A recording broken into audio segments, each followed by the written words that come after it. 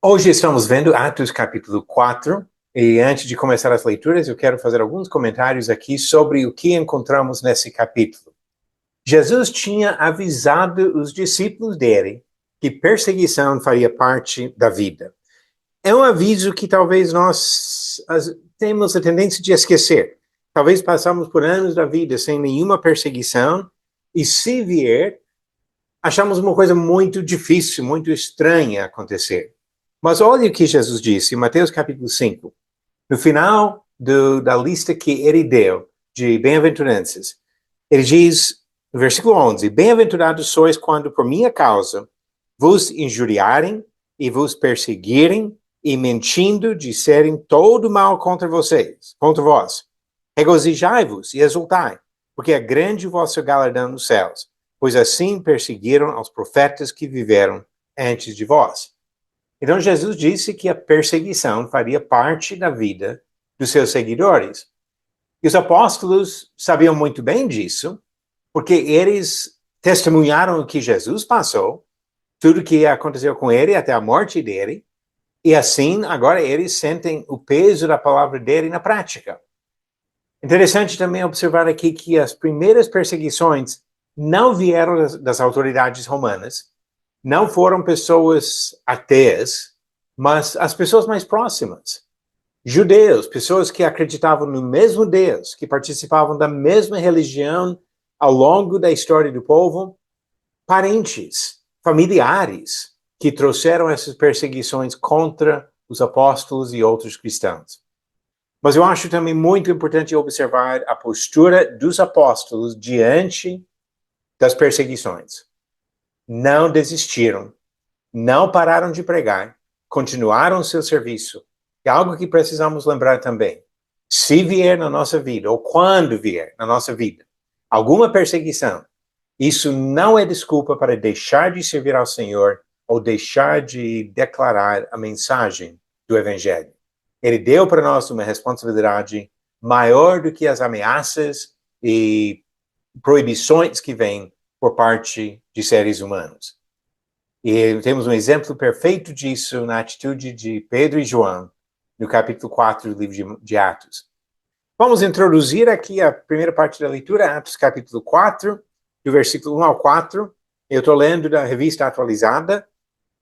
Falavam eles ainda ao povo quando sobrevieram os sacerdotes, o capitão do templo e os saduceus, ressentidos por ensinarem eles o povo e anunciarem em Jesus a ressurreição dentre os mortos. E os prenderam, recolhendo-os ao cárcere até o dia seguinte, pois já era tarde.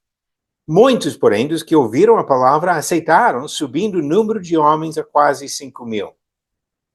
Nós já observamos isso no capítulo 3, e aqui novamente podemos ver isso que vai de mãos dadas. Oposição junto com o crescimento e o progresso no trabalho do Evangelho. Então, a primeira pergunta aqui, deixa eu abrir para mais uma pessoa aqui antes da pergunta. Primeira pergunta sobre Atos 4 para Beca. Beca, como os líderes religiosos em Jerusalém reagiram à mensagem dos apóstolos? Eles ficaram muito perturbados e prenderam a Pedro e a João. Ok. Fala, na minha versão, ressentidos, perturbados com essas afirmações. E o problema é que eles estão afirmando ressurreição por meio de Jesus. Eles tentaram se livrar do problema de Jesus. Acharam que matando Jesus ia já acabar com esse problema. Mas agora vem os apóstolos dizendo que ele não foi vencido pela morte. Pelo contrário, ele venceu a morte. Ele ressuscitou e ele abriu o caminho para a ressurreição dos outros. E assim, eles não gostaram nem um pouquinho dessa mensagem, porque novamente coloca os apóstolos diretamente, ou desculpe, os líderes diretamente contra o próprio Senhor. Então, prenderam Pedro e João por causa disso. E a pergunta 2 para o Léo. Léo, todos os ouvintes concordaram com esses líderes? Explique. Não, pois mais de 5.000 homens creram. Ok. Não foram todos, tem muitas pessoas aceitando ainda a palavra, e diz que o número de discípulos cresceu, agora 5.000 homens. É uma coisa impressionante em Jerusalém, o crescimento numérico da igreja na mesma cidade onde Jesus foi crucificado. 3.000 no dia de Pentecostes. Agora, capítulo 4, já 5.000 homens. Mais para frente, fala de dezenas de milhares em Jerusalém. As evidências apoiando a verdade da ressurreição de Jesus foram muito fortes, justamente no lugar onde isso aconteceu.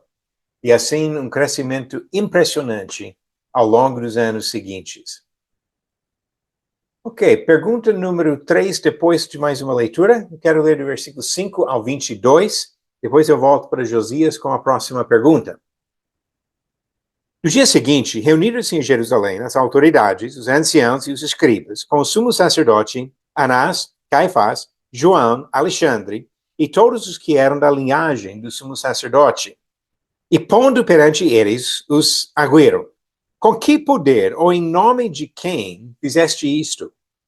Então Pedro, cheio do Espírito Santo, lhes disse: autoridades do povo e anciãos, visto que hoje somos interrogados a propósito do benefício feito a um homem enfermo e do modo por que foi curado, tomai conhecimento, vós todos e todo o povo de Israel, de que, em nome de Jesus Cristo, o Nazareno, a quem vós crucificastes, e a quem Deus ressuscitou dentre os mortos, sim, em seu nome, é que este está curado perante vós. Este Jesus é a pedra rejeitada por vós, os construtores, a qual se tornou a pedra angular. E não há salvação em nenhum outro, que abaixo do céu não existe nenhum outro nome dado entre os homens, pelo qual importa que sejamos salvos. Ao verem a intrepidez de Pedro e João, sabendo que eram homens iletrados e incultos, admiraram-se e reconheceram que haviam eles estado com Jesus. Vendo com eles o homem que fora curado, nada tinham que dizer em contrário. E mandando sair do Sinédrio, consultavam entre si, dizendo: que faremos com estes homens? Pois, na verdade, é manifesto a todos os habitantes de Jerusalém que um sinal notório foi feito por eles e não o podemos negar. Mas, para que não haja maior divulgação entre o povo, ameacemo-los, para não mais falarem neste nome a quem quer que seja. Chamando-os, ordenaram-lhes que absolutamente não falassem nem ensinassem em o nome de Jesus. Mas Pedro e João lhe responderam: julgai se é justo diante de Deus ouvir-vos antes a vós outros do que a Deus. Pois nós não podemos deixar de falar das coisas que vimos e ouvimos. Depois, ameaçando-os mais ainda, os soltaram, não tendo achado como os castigar por causa do povo, porque todos glorificavam a Deus pelo que acontecera. Ora, tinha mais de 40 anos aquele em quem se operara essa cura milagrosa. Então, aquele homem, depois de mais de 40 anos sem andar, agora está andando e servindo como prova realmente da mensagem de Pedro e João. Ok, agora vamos às perguntas sobre essa leitura. A pergunta número 3 para Josias. Qual foi a pergunta que as autoridades fizeram a Pedro e João? Com que poder ou autoridade, em nome de quem vocês fizeram isso? Exatamente. Quem deu autoridade? A mesma pergunta que já fizeram para Jesus, quando Jesus limpou o templo. E chegaram a ele, mas quem deu a autoridade para fazer essas coisas? Jesus, na sua própria casa. E eles tinham ousadia de questionar a autoridade dele. Agora, a questão não é o que acontece no templo em si, mas eles estão em Jerusalém, e esses líderes acham que têm autoridade sobre todo o povo judeu, e os discípulos de Cristo estão desrespeitando a autoridade desses homens. E, Benita, como que Pedro respondeu quando eles falaram isso? Falaram em nome de Jesus Cristo, o Nazareno, a quem foi crucificado e a quem Deus ressuscitou dentre os mortos. Tem que admirar a coragem de Pedro. Ele não recua, ele não procura um jeitinho de amenizar o impacto do que está dizendo. Ele diz, essa cura foi feita em nome de Jesus que vocês mataram. Então, a mesma coisa que ele fez no capítulo 2, no capítulo 3, agora no capítulo 4, novamente, colocando essas pessoas em conflito direto com Deus. Ou melhor, mostrando que já estavam em conflito direto com Deus.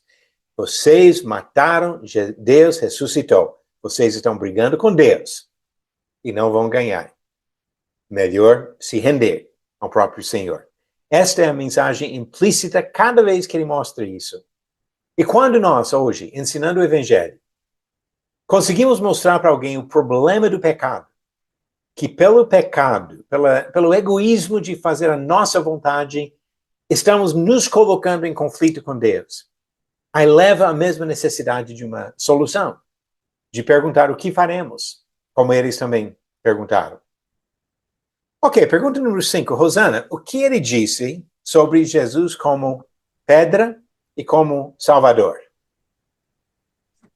Ele disse: Jesus é a pedra rejeitada por vós construtores, a qual se tornou a pedra angular. E sobre a salvação ele diz: não há salvação em nenhum outro, porque abaixo do céu não existe nenhum outro nome dado entre os homens, pelo qual importa que sejamos salvos. Então não é apenas que eles rejeitaram alguém que Deus aprovou, mas eles rejeitaram a pessoa que Deus escolheu como alicerce. A ideia de pedra angular é a pedra que dá a base do alicerce de uma construção, e tudo depende dessa pedra para alinhar tudo e sair bem a construção.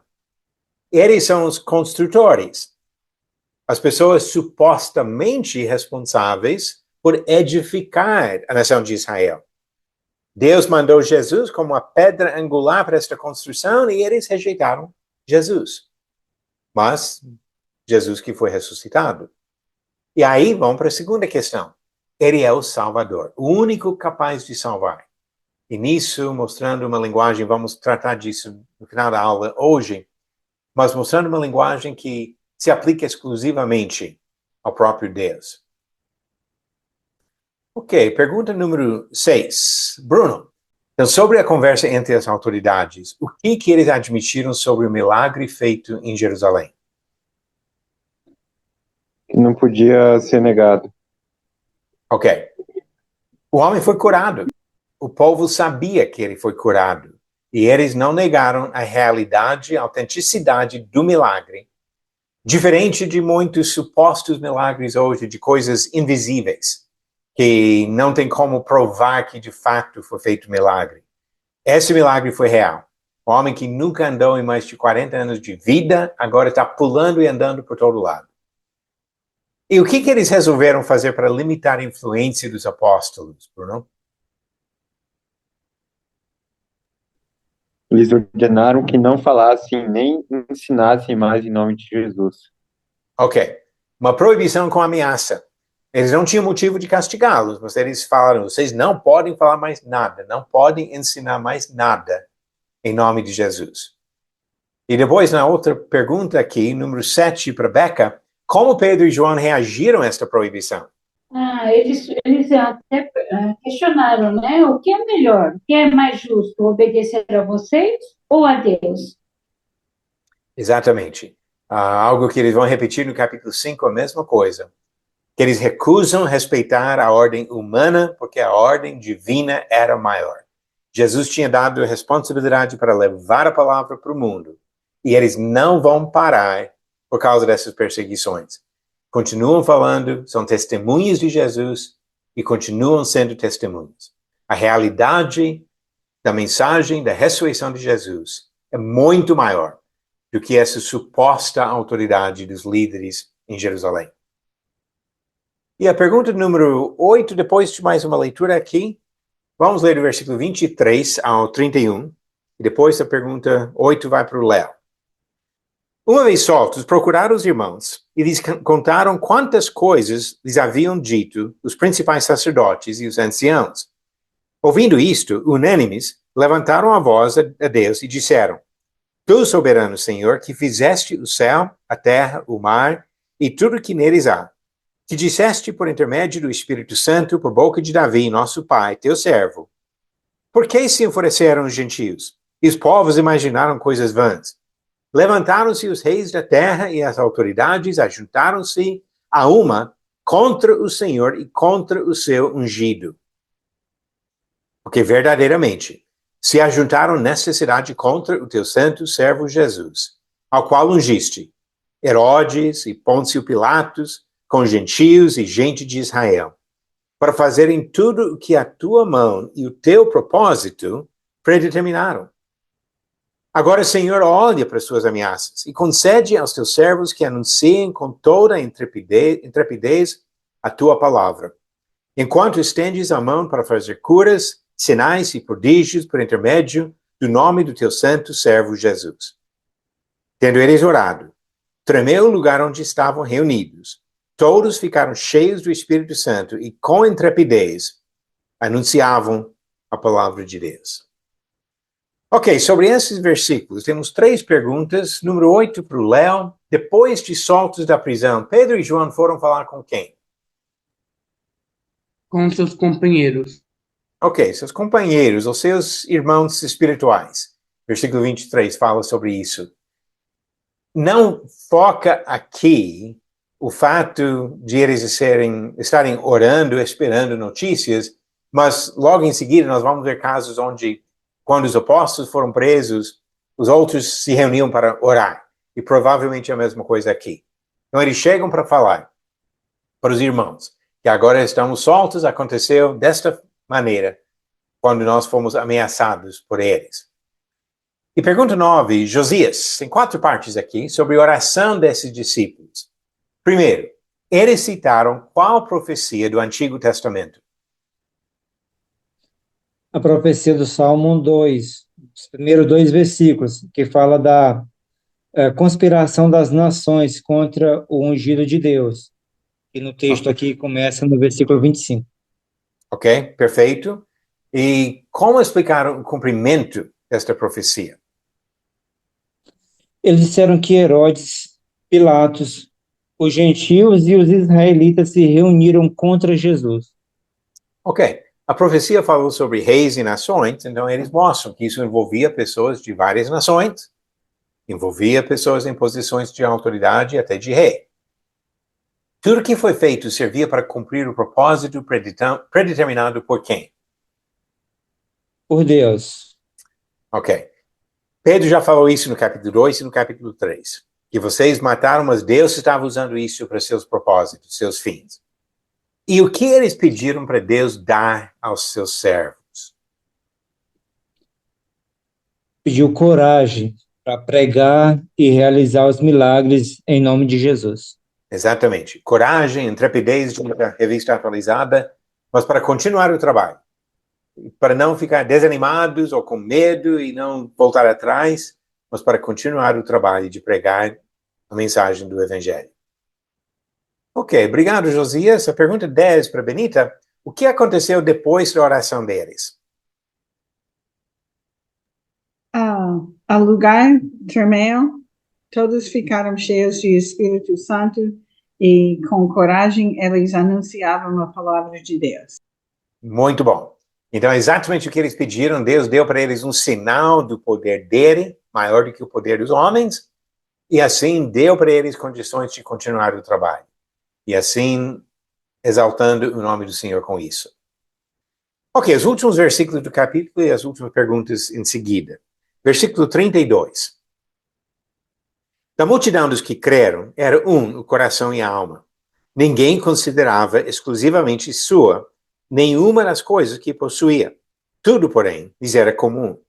Com grande poder, os apóstolos davam testemunho da ressurreição do Senhor Jesus. Em todos eles havia abundante graça, pois nenhum necessitado havia entre eles, porquanto os que possuíam terras ou casas, vendendo-as, traziam os valores correspondentes e depositavam aos pés dos apóstolos. Então se distribuía a qualquer um à medida que alguém tinha necessidade. José, a quem os apóstolos deram o sobrenome de Barnabé, que quer dizer filho de exortação, levita, natural de Chipre, como tivesse um campo, vendendo-o, trouxe o preço e o depositou aos pés dos apóstolos. Ok, várias coisas aqui nesses últimos versículos e um exemplo excelente de amor fraternal. Como foram supridas as necessidades dos irmãos? Rosana. Tá ok, eles dividiam entre si à medida que haviam, né, necessitados. Ok, exatamente. Quem tinha coisas, dava para os outros. E até vendiam casas e posses para levar o dinheiro e ajudar esses irmãos necessitados. Ok, muito bom. Eu volto para você daqui a pouco com outra pergunta, Rosana. Agora, Bruno, pergunta número 12. Quem foi introduzido neste texto por causa da sua generosidade? Essa pessoa recebeu qual apelido e por qual motivo? José, que foi chamado de Barnabé, filho da consolação, porque ele vendeu um campo e trouxe aos apóstolos o dinheiro. Ok, parece que ele foi uma pessoa que encorajava as pessoas, em parte por sua generosidade aqui, e provavelmente sua maneira de agir, de encorajar. Eu acho que todos nós já tivemos o privilégio de conhecer algum irmão que sempre encorajava. Em qualquer contato com a pessoa, você saía estimulado a fazer melhor no seu serviço a Cristo. Então, Barnabé foi esse homem. Ele aparece pela primeira vez aqui, mas ele vai aparecer outras vezes no livro. Inclusive, capítulo 11, ele chama Paulo para ajudar no trabalho em Antioquia. Capítulo 13 e 14, ele participa com Paulo na viagem, inclusive é Barnabé e Saulo no início, depois Paulo e Barnabé, e participa lá em Atos 15, na reunião em Jerusalém, sai para outra viagem levando Timóteo, levando Marcos, depois para uma segunda viagem, e assim Barnabé tem um papel ativo por um bom tempo, vários anos depois disso. E a pergunta número 13, voltando para Rosana, com apenas um desafio hoje, mas 3 partes. Eu pedi para identificar e comentar sobre um ou mais textos do Antigo Testamento, falando sobre esses pontos. Primeiro, a pedra angular.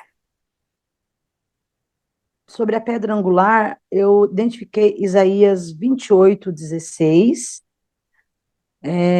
Portanto, assim diz o Senhor Deus, eis que assentei em Sião uma pedra já provada, pedra preciosa de esquina, que está bem firme e fundada.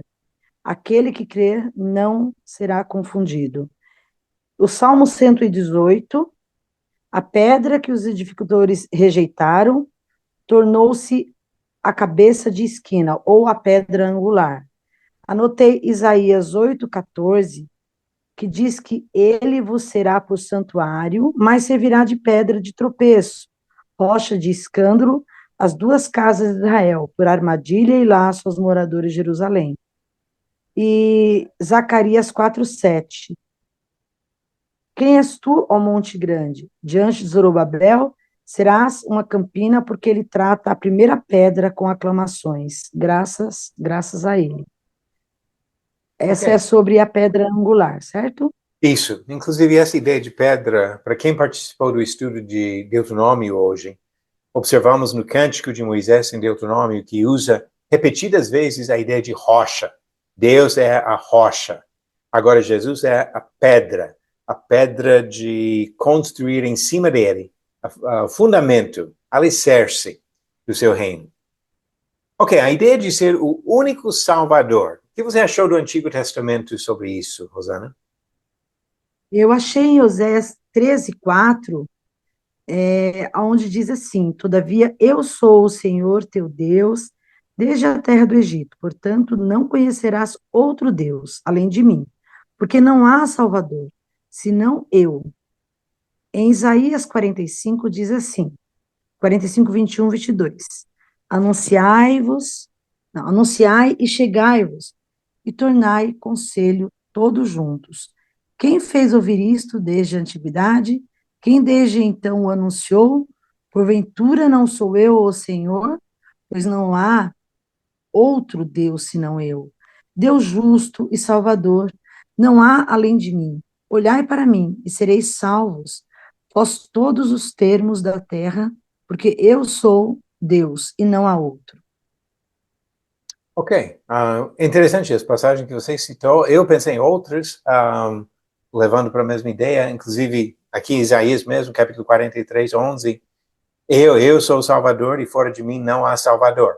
E essas citações que você fez também mostram a mesma coisa. Uma observação, olhando para esse versículo 11 do 43, que é a mesma coisa no que você citou no capítulo 45, versículo 21, podem observar que Senhor está em maiúsculas, que significa que vem da tetragrama, 4 letras, 4 consoantes, que eles usavam como o nome de Deus. É o nome mais elevado, usado umas 6.000 vezes no Antigo Testamento, para identificar Deus. E agora no Novo Testamento é Jesus. Inclusive, várias coisas no Novo Testamento que no Antigo Testamento são atribuídas a Yahweh, ou Jeová, esse tetragrama, o Senhor. No Novo Testamento, a mesma coisa aplicada a Jesus. Nós não devemos imaginar que Jeová seja nome do Pai. É nome de Deus. Jeová, Javé, Yahweh. É nome de Deus. E isso inclui Jesus. E assim, o que fala sobre Yahweh no Antigo Testamento se aplica a Jesus no Novo Testamento. Então, não é uma contradição. Há um Salvador, Yahweh, o Senhor, Jesus. E ele tem todos os atributos da divindade. Ok, parte C aqui, Rosana, a última parte da noite, a fúria das nações contra o ungido. Josias já falou de onde vem isso, mas pode comentar. Eu anotei nos mesmos versículos do Jesus o Salvador e a pedra angular. Tá. Gente. É nisso que ele fala sobre as nações que levantam, que enfurecem, levantam contra. Não posso ajudar um pouquinho, Sim. Rosana?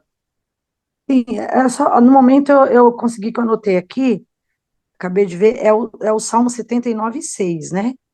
Derrama a tua fúria sobre as nações que não te reconhecem, sobre os reinos que não invocam o teu nome.